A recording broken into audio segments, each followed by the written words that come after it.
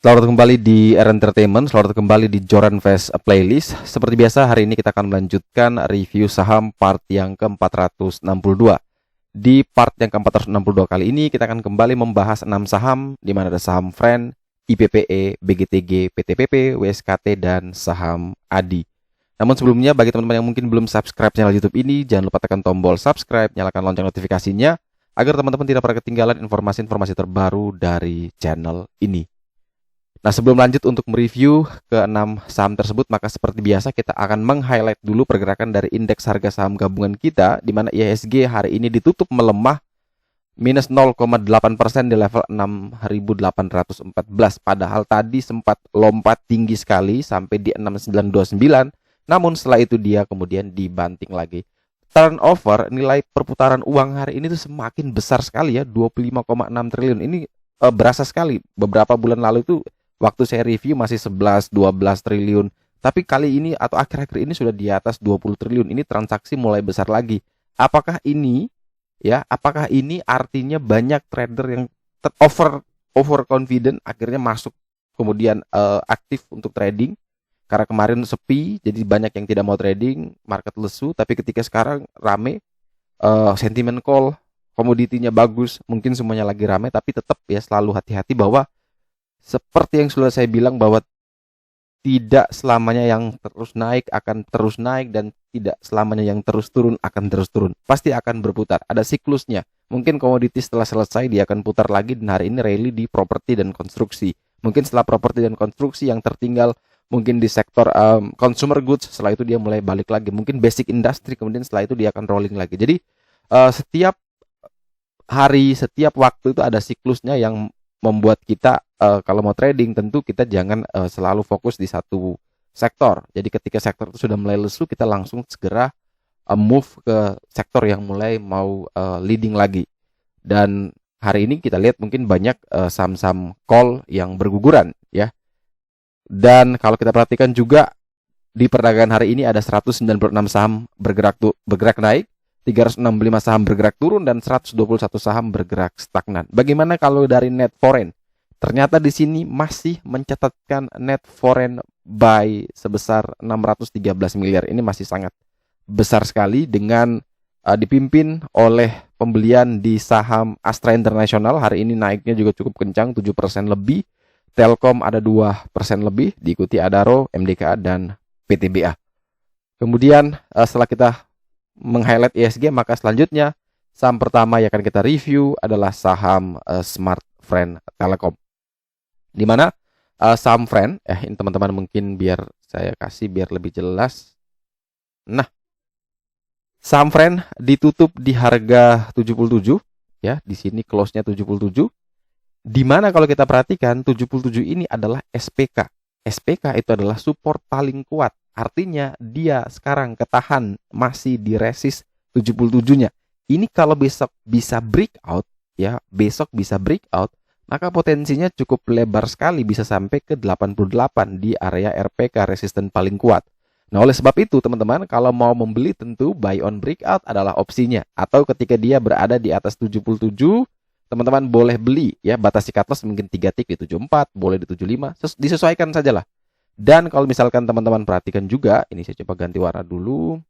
Nah, ketika mau tektokan, maka terdekat ada di yang namanya SSR1, SSR2 atau semi support resistant 1, semi support resistant 2. Nah, kebetulan karena candlenya berada di bawah 2 SSR ini, maka ini disebut dengan semi resistant. Kalau misalkan berhasil breakout, kalau mau tektokan ada di 79, boleh di TP, di 81 boleh di TP, atau mau jauhnya di 88. Teman-teman bisa sesuaikan sendiri dengan keinginan. Tapi sekali lagi yang harus teman-teman ingat adalah yang dibatasi itu adalah loss. Yang dibatasi itu adalah resikonya. Kalau profit, ngapain kita batasi profit? Kalau bisa dia maksimal, ya kita maksimalkan. Nah, bagaimana cara biar kita bisa maksimalkan profit kita? Ya, adjust trailing stop. Update trailing stop kita. Ya, misalkan kita mau jual 79 tapi karena takut dia terbang lagi, kita adjust mungkin 78, atau mungkin kita adjust lagi di level yang lebih tinggi lagi kalau misalkan dia naik. Kalau ternyata kena adjust kita, ya sudah, cuan kita segitu, tapi setidaknya kita tidak menyesal ketika setelah kita jual dia malah terbang tinggi. Kayak contoh saya case-nya DKFT. DKFT kan kemarin buy 131 saya lepas di 146 dan hari ini masih sempat naik cukup kencang lagi DKFT-nya bisa sampai ke level 177 bahkan. Tapi itulah namanya trading, seninya trading. Ya kita tidak tahu apa yang akan terjadi setelah kita memutuskan untuk buy or sell. Karena kita akan menyesal atau akan senang itu ketika eksekusi sudah terjadi. Jadi misalkan kita punya barang, kemudian kita cut loss, ternyata beneran sahamnya itu terus turun, ya kita akan senang.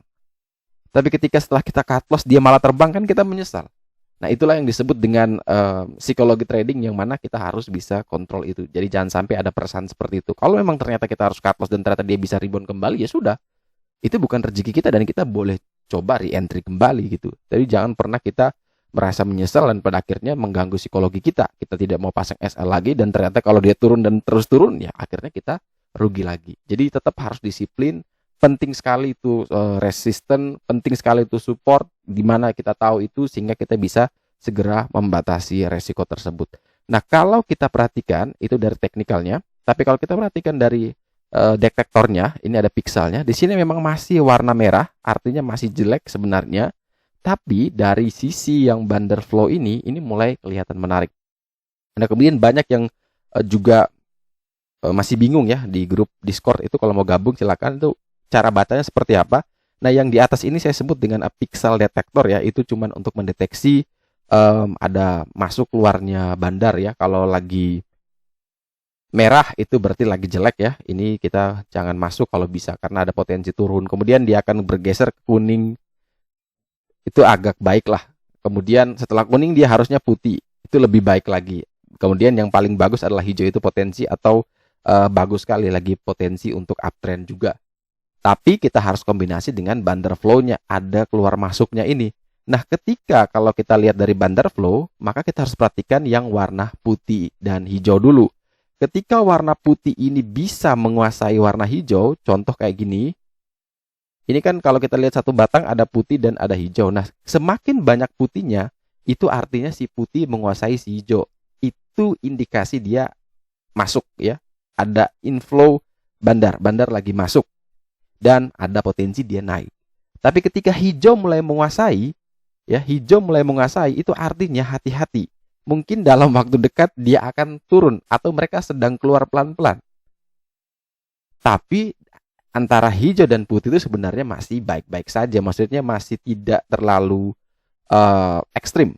Nah, yang menjadi ekstrim itu adalah ketika dia dari hijau berubah jadi merah, jadi pink ini. Ini benar-benar sudah keluar cukup dalam. Dan nanti setelah pink ini pink ini paling jelek lah. Jadi kalau kita urutkan itu kalau bisa putih dulu, putihnya kalau sudah banyak boleh kita beli, kemudian hijau kalau sudah ada itu juga kita mulai hati-hati karena dia mulai turun. Setelah hijau itu ada kuning dulu, baru ada pink. Jadi teman-teman kalau mau membeli perhatikan betul, lihat mana yang warna yang ada di situ. Kalau misalkan dia bergerak dari putih ke arah pink, itu jelek, artinya dia mau turun. Tapi kalau dia bergerak dari pink mau ke putih, itu bagus, artinya dia sudah turun dalam, mungkin setelah itu dia mau naik. Dan kalau di atas ini hijau dan putih, kita lihatnya di putih. Nah, di sisi bawah ini kita lihatnya yang kuning. Semakin kuning itu menguasai merah, artinya ada harapan dia ini mau naik atau mereka sudah mulai mencicil pelan-pelan. Kalau kita perhatikan dari saham Friend, ini kan setelah kuning menguasai cukup panjang, kemudian dia muncul putih, sempat naik, kemudian dia masih belum banyak pergerakan, dan di sini warna kuningnya sudah mulai menurun, sudah mulai bentuknya agak menurun. Ini kalau besok dia bisa keluar putih, Friend bisa terbang, apalagi teknikalnya sudah bagus. Nah, contoh kayak kemarin Elsa itu kan terbang, closingnya ditarik, tapi bandar flow-nya udah kelihatan dia lagi keluar. Makanya di review kemarin saya bilang, mungkin bisa di TikTok saja, mungkin bisa di scalping saja, karena ini bandar flow-nya sedang keluar. Dan ternyata benar, hari ini dia langsung minus 5% setelah dia naik ke 360, setelah itu langsung dia koreksi. Jadi kalau teman-teman yang nonton kemarin, ya kalau belum punya barang tentu tidak mau ambil, karena dia lagi flow, kecuali jago scalping. Tapi yang sudah punya barang dari kemarin, ya berterima kasih, atau mungkin senang, karena mereka langsung cepat-cepat TP. manfaatkan scalping, sudah beli sebelumnya langsung di TP saja, karena benar flow-nya sudah kelihatan sekali bahwa mereka ketika tarik kok dia keluar gitu. Nah, itulah yang disebut dengan bundle flow. Kita lihat bahwa mereka bisa markup tapi with distribution. Nah, itulah yang terjadi di Elsa kemarin. Namun kalau yang dari Friend ini memang kelihatan mulai ada tanda-tanda mulai diakumulasi sampai akhirnya dia bisa muncul putih. Nah, itu sudah bagus, dan kalau detektor pixelnya ini juga sudah berwarna hijau atau minimal dia putih, berarti confirm Friend ini menarik. Selanjutnya kita ada saham IPPE, di mana saham Indo Pureko Pratama ini pagi tadi sempat naik sampai 600, namun menjelang closing ARB di level 490 ya, minus 6,67%. Level berikutnya di mana untuk penurunan dari IPPE ada di sini semi support bantuan ya, ada SSR 2 di 377 ya. Ini di sekitaran 377, 376, 378 lah. Ini adalah support yang bisa teman-teman pakai untuk kemudian menunggu untuk membeli IPPE. Kalaupun dia gagal bertahan di sini, maka next penurunan ada ke 256. Kalau 256 pun gagal, maka next penurunan ada di 141. Nah, ini kalau teman-teman perhatikan bahwa dari bar bundle flow ini kan ketika putih menguasai ya, hijaunya kecil saja, namun setelah itu hijaunya mulai membesar. Ini sudah mulai ada tanda-tanda penurunan walaupun sahamnya masih terus uptrend. Tapi artinya apa? Ketika naik mereka sedang keluar pelan-pelan. Jadi hati-hati, itulah yang disebut dengan bundle flow. Nah, ini kalau dia tidak mampu bertahan di 376, 378, maka penurunan itu bisa dalam sekali. Jadi teman-teman perhatikan betul, kalau mau membeli, coba lihat, kalau kuat bertahan di 376, 378 boleh entry di sana. Kalau gagal, misalkan terlanjur beli, langsung prepare SL ketat, karena ada potensi ke 256, dan mungkin bisa tunggu lagi di sana 256. Kemudian, kalau misalkan ternyata dia besok malah naik lagi, maka boleh dicegat waktu dia breakout dulu di atas 516. Jadi ketika dia breakout dulu di atas 516, boleh kita beli. Jadi 515, 520 lah, itu boleh kita beli. Tapi kalau selama dia tidak mampu breakout itu, dan dia malah terus turun, ya lebih baik tunggu sekalian saja di 376, 378. Ini kalau dari sisi broker summary, ya saya coba buka broker summary, ya secara volume dan structure memang ini masih sangat jelek di IPPE. Berikutnya adalah saham BGTG, di mana saham BGTG tutup minus 5,56% di harga 187, di mana BGTG ini sebenarnya menarik kalau dia tadi bisa breakout terus dan closing di atas 204. Namun sayang sekali dia cuma nyentuh 204, setelah itu dia dibanting di level 187. Dan tentunya indikator kuning semakin tebal ya, dia belum ada penurunan seperti ini, dia malah tambah tinggi. Kemudian detektor masih kuning, sudah jebol dari support paling kuatnya di 204, alias tidak mau naik lagi di atas 204, maka next adalah di sekitaran area 160 sampai dengan 170. Ini bisa menjadi support berikutnya untuk BGTG, dan tentu kalau mau spekulatif buy ya bisa tunggu di 160, 170. Tapi kalau misalkan mau lebih menariknya lagi, ya lebih baik menunggu dia breakout sekalian di atas 204 baru boleh beli. Tapi selama belum breakout di atas 204 tentu cukup rawan untuk BGTG bisa terus turun lebih jauh lagi. Dari sisi broker summary, secara volume memang ini jelek dan structure pun juga masih terbilang jelek. Selanjutnya kita punya saham Waskita Karya, di mana saham WSKT ditutup naik 0,96% di harga 525, di mana kalau kita perhatikan di sini warna merah sangat menguasai sekali sebelumnya. Ini cukup dalam sekali, merah, kemudian ada hijaunya, dan sekarang sudah mulai muncul kuning. Semoga ada harapan kuning ini bisa segera menguasai dan akhirnya muncul putih. Indikator juga bisa berubah jadi hijau, dan ada harapan buat Waskita bisa rally. Kunci Waskita adalah breakout lagi di atas 555. Ini adalah resisten saat ini, resisten paling kuat saat ini, sehingga bagi teman-teman yang mau membeli Waskita lebih baik ya, saran saya lebih baik buy on breakout di 555. Itu jauh lebih bagus. Breakout 555 boleh dibeli dengan target ke 695.700. Selama belum breakout, lebih baik kita wait and see terlebih dahulu di saham ini. Dari sisi broker summary, secara volume dan structure pun masih belum terlihat menarik. Next kita punya saham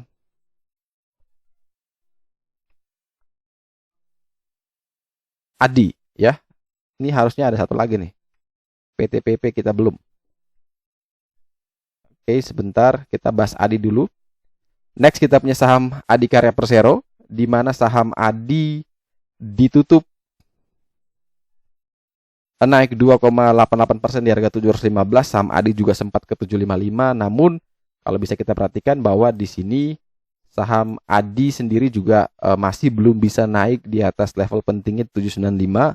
Inilah ada area resistennya. Kalau memang dia bisa naik ke atas ini, tentu ini bisa aman lagi untuk kita mau coba entry. Tapi teman-teman bisa juga pakai di sini ada level SSR1 ya di 765 boleh, 765, 770 boleh juga dibeli duluan. Ya ketika breakout itu boleh dibeli, target dekat ke 795.800 boleh di TP juga. Tapi ketika dia bisa naik terus di atas 795, tentu potensinya bisa lebih besar lagi ke 850 bahkan sampai ke 900. Detektor sudah berwarna kuning, sudah menarik, kemudian bandera flow-nya juga sudah mulai menurun ya, ada tanda penurunan dan dikuasai warna kuning, ini bagus, pingnya sudah mulai kecil, tinggal nanti muncul warna putih, ini artinya sudah mulai menarik di ADI. Tapi kalau saya pribadi, ya saya tunggu confirm dia naik lagi di atas SPK di 795, baru saya mungkin mau entry. Tapi kalau ada yang mau coba-coba beli kan, ya bisa juga, ini kan di sekitaran area support juga sebenarnya. Mungkin di bawah 700 cut loss. Bisa saja, teman-teman bisa atur sesuai dengan preferensi masing-masing. Tapi kalau saya pribadi selalu menunggu agar dia itu benar-benar valid. Ya ketika dia retest, oke, ya sudah kita buy. Kalau ternyata dia masih gagal, ya sudah gitu. Tapi kalau ada yang mau nekat buy, tidak masalah. Buy silakan di 715, 710, 720, cut loss di bawah 700 juga tidak masalah. Yang penting adalah kita harus bisa batasi risiko tersebut. Kalau sudah beli di 700, ternyata dia terus turun, ya langsung pasang SL saja. Daripada kita bisa mengalami kerugian yang lebih dalam lagi. Dari sisi broker summary, secara volume ini masih jelek, ya, namun secara structure untuk ADI terlihat menarik. Dan ini sepertinya kita ada kedobelan BGTG di sini. Harusnya BGTG ini ganti jadi PTPP ya.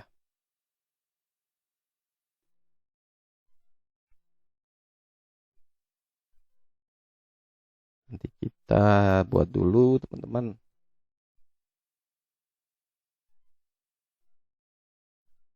Ini kelewatan.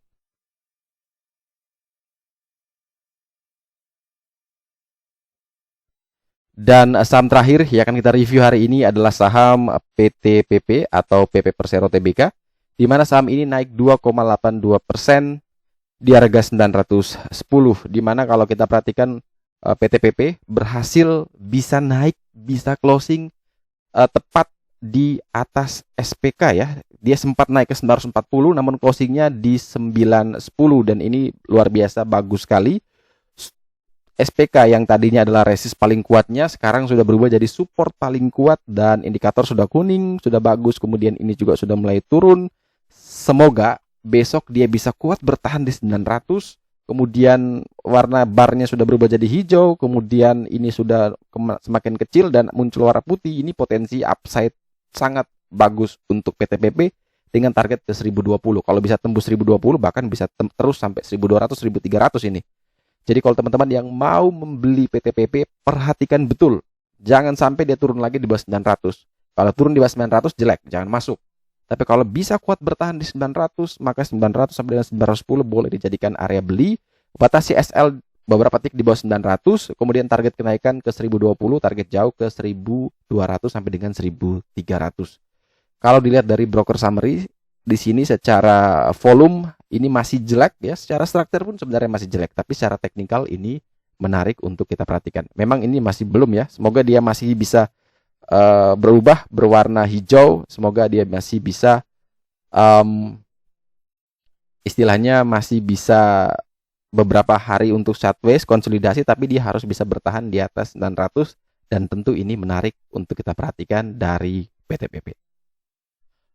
Oke, sekian dulu review saham part yang ke-462 hari ini. Terima kasih banyak teman-teman yang telah setia menonton. Sekali lagi jangan lupa like, komen, dan subscribe. Bantu share juga agar semua informasi yang ada dalam video ini dapat berguna, bermanfaat, dan tentunya bisa menjadi panduan trading di keesokan harinya. Sekali lagi terima kasih banyak. Sampai jumpa dan semoga membantu.